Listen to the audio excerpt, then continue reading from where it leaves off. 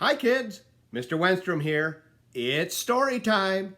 Each weeknight during our break at 7 p.m., I'll be reading a story. I hope you enjoy them. Tonight's story is Hamilton. Now, Hamilton is not a Caldecott winner, but it's a story that I've loved for many years, and so did my daughters. I hope you'll like it too.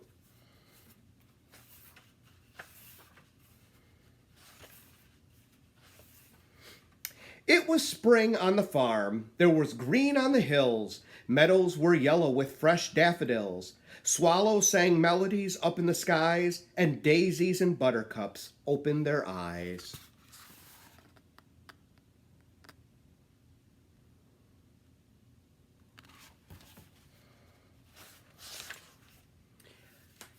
A lamb and a colt came, a calf was born too. Along came a puppy, a kitten was new. From under a hen that was almost asleep, out popped a chick with a soft yellow peep.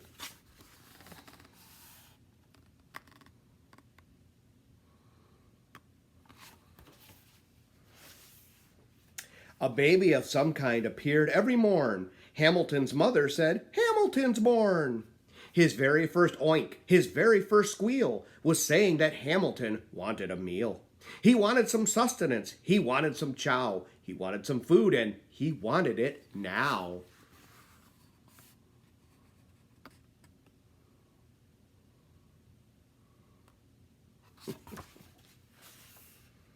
He breakfasted early, then squealed for lunch, gulp after gulp and munch after munch. His mother, poor lady, had piglets galore, but none with a hunger like this one before.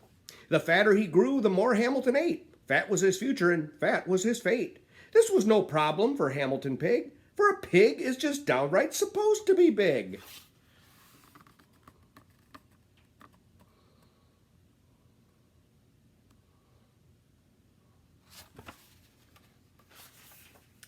Said Hamilton Pig, "I am what I am. Who ever heard of a lean, skinny ham?"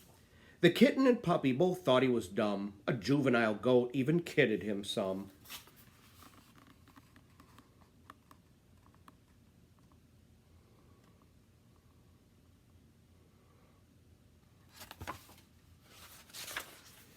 Hamilton seldom ran races to win. He was a winner was thinner, and he wasn't thin. He wouldn't play tag, he wouldn't go jog. He ate so much everyone called him a hog. But size was no problem for Hamilton Pig, for a pig is just downright supposed to be big.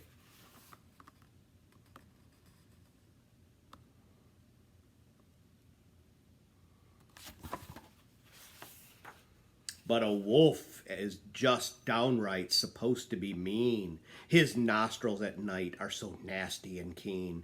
He can smell a fat supper with only one sniff, to find a young piglet with only one whiff.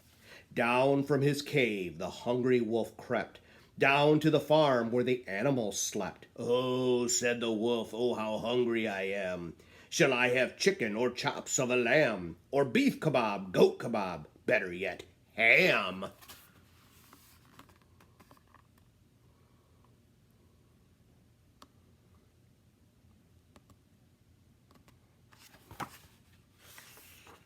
The wolf looked at Hamilton sleeping away, snug as a bug in a rug of soft hay. Closer and closer while Hamilton slept, closer and closer the hungry wolf crept. Never so big a meal had the wolf seen, and a wolf is just downright supposed to be mean.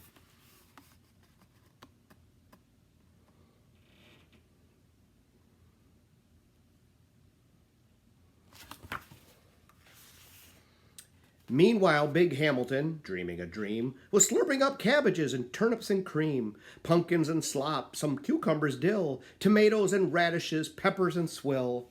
The animals saw and the animals knew. The animals hollered. What else could they do? Hamilton, sleeping, sensed nothing to fear. He didn't know that a wolf was so near.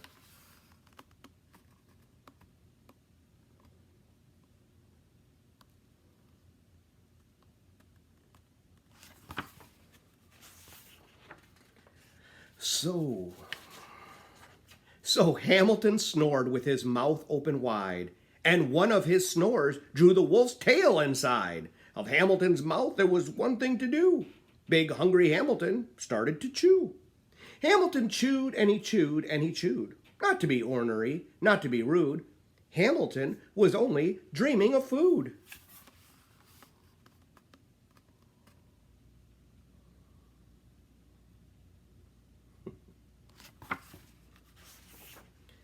The wolf gave a howl. He barked out a bay. Could anyone wolf down a wolf quite this way? His jaws had been opened. His fangs had been bared. But now he was scared. He was scared. He was scared.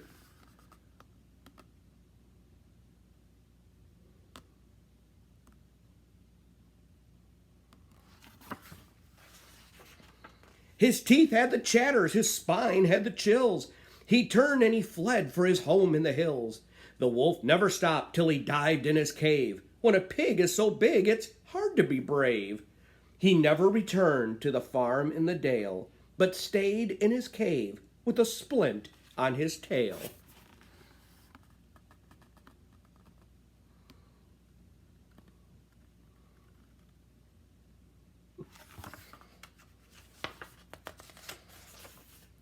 The gang on the farm now had no wolf to fear. They hollered, hooray, cheer after cheer. What did Hamilton get? A pat on the back. The animals fixed him a big sloppy snack. The swill tasted swell, swig after swig.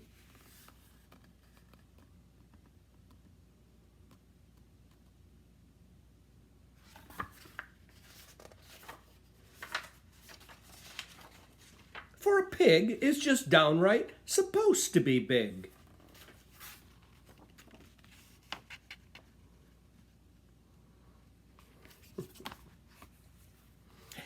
I hope you enjoyed tonight's story of Hamilton. And I hope you'll tune in for the next story time each weeknight at 7 p.m. Thanks for tuning in. And remember, great things happen when we read.